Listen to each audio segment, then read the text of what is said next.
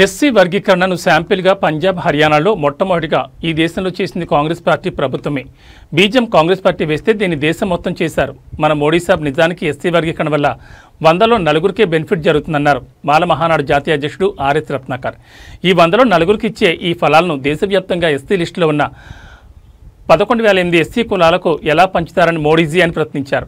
Vijayawada Gandhinagar press క్లబ్లో జరిగిన పాత్రికేయుల సమావేశంలో ఆయన మాట్లాడుతూ ఈ 4 సీట్లను తెలుగు రాష్ట్రాల్లో 59 ఎస్సీ కులాలకు చంద్రబాబు, రేవంత్ రెడ్డి ఎలా పంచుతారని డిమాండ్ చేశారు.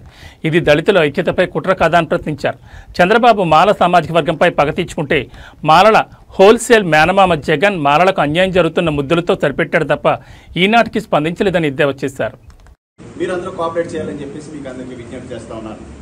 ఇంకొకటి ఏంటంటే నేను because I'm at the ground level, మన గోదావరి జిల్లాలో ఉంటాను. I belong to Konaseema area.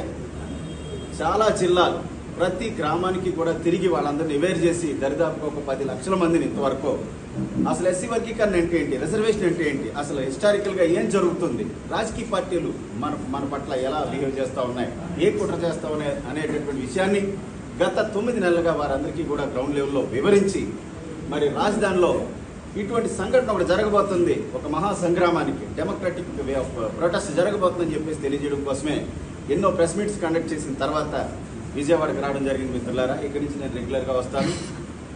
నేను I'm not a newcomer, రెగ్యులర్గా ఉన్నటువంటి వ్యక్తినే. మీరు కూడా నేను చాలాసార్లు వచ్చి ఇక్కడ ప్రెస్ మీట్ పెడతాం జరిగింది.